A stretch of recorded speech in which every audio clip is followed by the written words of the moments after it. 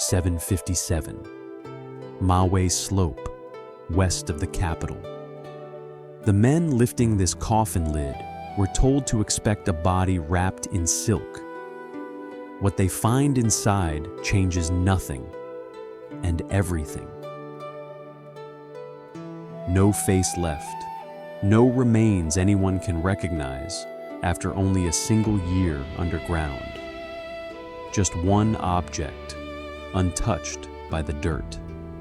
A small embroidered fragrance pouch, its silk cord still knotted tight. The order to reopen this grave came from an old man riding back to a throne he no longer holds. Emperor Xuanzong, 44 years in power, once the most powerful man alive. An empire nearly burned down over the woman buried here. Understand what he was before all this. 40 years earlier, Xuanzong opened an age still remembered as the Tang Dynasty's golden peak. Poetry, trade, and prosperity running through the largest city on earth. By the time this story starts, most of that greatness is already behind him.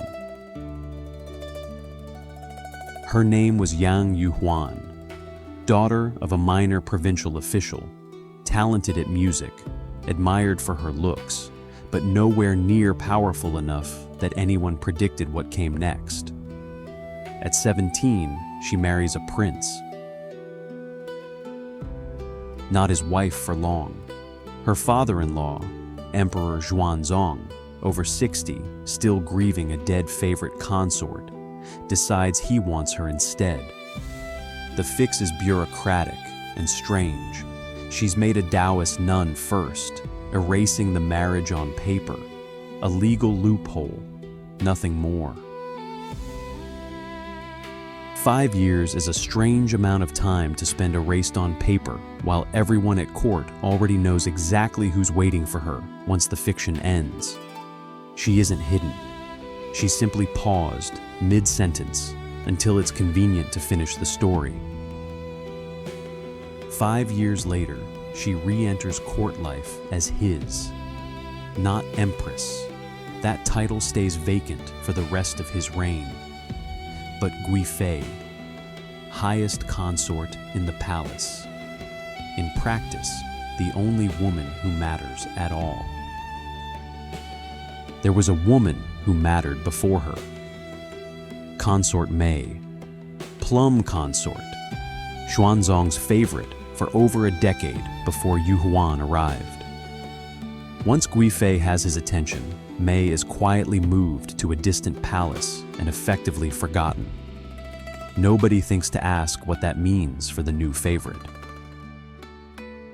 Because favor at this court isn't loyalty, it's a rotation, and Yuhuan has just stepped into the same position the woman before her lost, without anyone drawing the connection out loud. The devotion becomes legend almost immediately. Fresh lychees, a fruit that spoils within days of picking, relayed by horseback over 1,000 miles from the south, so she can eat them freshly ripe in the northern capital. Here's the detail the romantic version skips. That relay wasn't a gift. It was an official imperial courier route, built for military and state dispatches, repurposed for fruit. Resources meant for the empire, spent keeping one woman's appetite satisfied. Her 3 sisters rise with her, granted noble titles, palaces, competing openly for who can spend more on appearances. One sister, Lady Guo, becomes known for showing up with no makeup at all, declaring her natural face needs no help competing with anyone else's. Court records claim the sisters' combined spending on cosmetics alone rivaled the funding of entire provinces. Nobody in the treasury objects out loud. None of this explains the empty coffin waiting at Mawei. Not yet. For that, we need the man she never should have trusted. Her cousin, Yang Guozhong, uses her favor to climb into the chancellorship, the second most powerful office in China. He's corrupt, widely resented, and about to get an entire dynasty nearly destroyed because of it. His method is blunt. Provincial governorships increasingly go to whoever pays the largest bribe, not whoever passes the imperial examinations. Competent officials get pushed aside. Loyal, wealthy mediocrities move up. It's the kind of corruption that doesn't cause a rebellion by itself, but it primes the resentment that will. His rival for influence is a frontier general named An Lushan, half Sogdian, commanding roughly a fifth of the empire's entire standing army. And Lushan didn't start as a threat.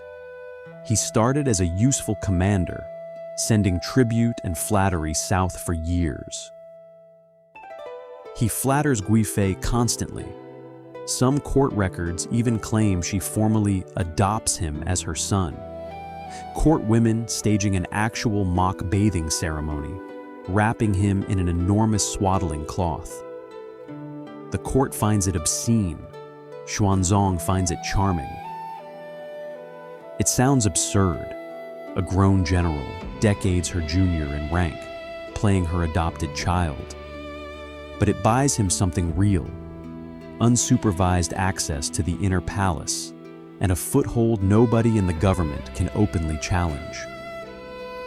Guozhong sends memorial after memorial to the throne, warning that An Lushan is quietly building a private empire in the northeast. He's not wrong, but he's also protecting his own position, and the court dismisses both motives as the same petty jealousy. He'll be right. Too late to matter. 755. An Lushan turns his army south toward the capital, under a banner that claims he's only marching to remove the corrupt Chancellor Yang Guozhong. The cousin becomes the excuse. Guifei becomes collateral before anyone's even fought a battle. And Lushan's own proclamation never once names Guifei as a target. It names corrupt officials, unfair taxation, a court out of touch with the provinces feeding it. She becomes the story's villain later, added by people who needed someone easier to blame than a systemic crisis. The emperor doesn't defend Chang'an. He flees west toward Sichuan with his court, his consort, and a shrinking, increasingly furious armed escort. The largest city on Earth at the time is simply left behind, undefended. Days on the road strip away the illusion of imperial power fast. Supply lines collapse. Soldiers go hungry while the Yang family's baggage train, silks, cosmetics, private chests, still takes priority on the narrow mountain road.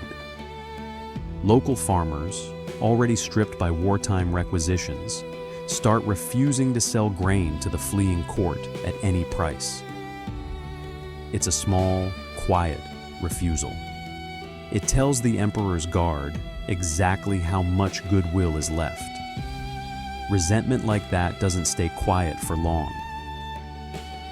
30 miles out, at a relay station called Mawei, the escort mutinies under a general named Chen Xuanli. They corner Yang Guozhong first and cut him down in the road, in full view of the emperor's own tent. Guozhong's death isn't clean. The mob doesn't just kill him. They mutilate the body in the road, in full view of the retreating court. Guifei's death, by comparison, is almost gentle. A private room, a cord, a single witness. That contrast says something the sources never state outright. His punishment fits a traitor. Hers fits an inconvenience. Their demand isn't subtle. They want Guifei dead too. not for anything she personally did, but for everything her family has come to represent. 3 years of resentment, with nowhere left to aim it but here. Xuanzong argues, sends an official to reason with them. The soldiers don't move, don't lower their weapons, don't leave. They simply wait him out, in full view of his remaining court. This is the part the popular telling gets backward. She isn't killed because the emperor stops loving her. He's forced to trade her for his own survival. And the army makes very sure everyone watches him do it. Chief eunuch Gao Lishi leads her into a small roadside shrine, a silk cord. The emperor doesn't watch. Some accounts claim she asks only that her family be spared any further punishment. They aren't spared. Within hours, her sisters are hunted down and killed along the same road. Titles stripped. Property seized before the bodies are even cold. The entire clan erased in a single afternoon, bureaucratically, efficiently, completely. No funeral befitting a Guifei. No procession, no rites, no engraved stone. Just a shallow grave dug fast beside the road because the column needs to keep moving. The highest-ranking woman in the empire, buried like she was nobody at all. That's the grave they'll reopen, years later, expecting to find her waiting inside it. Within months of her death, street ballads are already mocking the Yang family's fall. Cruel, popular, and completely indifferent to whether the woman at the center of the story deserved any of it. Public memory moves faster than official history ever does. The rebellion drags on without her. It will claim more lives than any single conflict in Tang history to that point. Entire provinces gutted, tax registers later showing millions simply unaccounted for. This isn't a court scandal anymore. It's a civil war. An Lushan is murdered by his own son within 2 years. Chang'an is eventually retaken, and somewhere in the middle of all of it, Xuanzong stops being emperor at all. His son declares himself Emperor Xuanzong, while Xuanzong is still fleeing.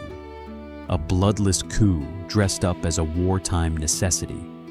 When the old man finally returns to the capital, he comes back to a palace, not a throne.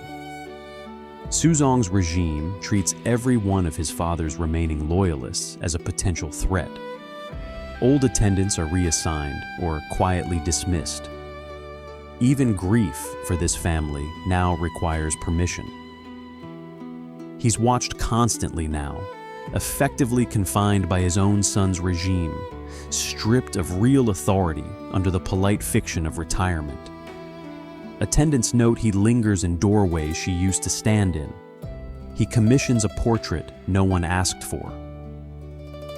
Xuanzong wants to grant her a proper posthumous title, some formal acknowledgement beyond consort. His son's court quietly blocks it. Even in death, the paperwork that would make her matter officially never gets approved. And still, he manages one thing his son's officials can't easily refuse: an order to exhume her remains and move them to a proper burial site, closer to the capital, closer to him. It sounds like grief. Court records suggest something colder underneath. A broken old man trying to reclaim the one decision that was still, technically, his to make. Which brings us back to that coffin at Mawei. 1 year in the ground isn't long. Silk decays slowly. Bone doesn't simply vanish. And yet when the lid comes off, there's almost nothing left to bring home. Just the pouch. The official assigned to oversee the reburial has to be the one to tell Xuanzong what's missing. Court records don't preserve his exact words. They preserve the fact that the emperor said nothing back for a long time. Historians have argued over what that missing body means for well over 1,000 years. There are 3 real theories still debated today. Choose one, and you've already decided who you think she really was. Theory 1 is the least dramatic and probably the most honest. A body decomposes faster than people assume in a hasty, shallow, unlined grave, exposed to a full year of weather and scavengers. Most historians accept this outright. Weather records for that region in autumn support it too. Heavy rain, humidity, a grave dug in under an hour. Under those conditions, decomposition moves faster than most people assume. If that's all it was, the mystery ends here. It doesn't, because people needed a different ending and got one. Theory 2. Poets and playwrights got there before the historians did. Within decades, verses describing a soul reunited with the emperor in dreams were already circulating, a story too painful to let end in a roadside ditch. Legend fills every gap that history leaves open. By the Song Dynasty, 3 centuries later, her story had already fused with folk religion. Temples built in her honor, worshippers treating her less like a historical concubine and more like a tragic goddess. Theory 3 is the strangest, and the one nobody can verify either way. A persistent Japanese legend, with an actual tomb still standing today in Yamaguchi Prefecture, claims a loyal officer smuggled her onto a boat before the execution ever happened. No Chinese record supports it. No serious historian treats it as established fact. But the tomb is real, the annual visitors are real, and the story has outlived every dynasty that came after the one that supposedly ended it. Proponents of the escape theory point to something real. Regular diplomatic voyages between Tang China and Japan were already established by this point. The route existed. Whether anyone actually used it to save a condemned woman is a different question entirely. One no document has ever answered. That's the part worth sitting with. A legend needs no proof to survive. Only a wound people aren't ready to let close. The site at Mawei is a public memorial today. A modest mound, a weathered stele, tour groups passing through on the way to somewhere else. Most visitors have no idea they're standing over a grave historians still can't fully explain. A footnote, easy to miss. Gao Lishi, the eunuch who led her to that shrine on Xuanzong's order, dies in exile within the year, reportedly weeping at the news of the old emperor's own death. Faithful to the end of a story neither of them controlled. Remember Consort Mei, displaced the moment Guifei arrived? She disappears from the record around this same period too, with even less certainty about her fate than there is about Guifei's. At least Guifei gets a legend. Mei doesn't even get that. Every dynasty after the Tang retells this story its own way, as romance, as warning, as tragedy about letting one woman get too close to power. Rarely as what the record actually supports, a political execution dressed up afterward as heartbreak. Track what was actually taken from her in order. The title she should have earned in life, denied while she lived, blocked again after she died. A proper burial, delayed for a year, then quietly downgraded. A formal name in death, never approved. Even her body, when they finally came looking, wasn't there to argue back. One pouch, 3 competing stories. A woman blamed for a war fought entirely by men, killed to satisfy soldiers who never once blamed themselves, and erased so completely that even her own grave couldn't confirm she'd ever really been in it. Maybe she died exactly where the official record says she did. Maybe she didn't. What's certain is this: for over 1,000 years, China has kept reopening the same question at that empty grave. And every answer anyone's ever given says more about the person asking than about what actually happened to her that night at Mawei.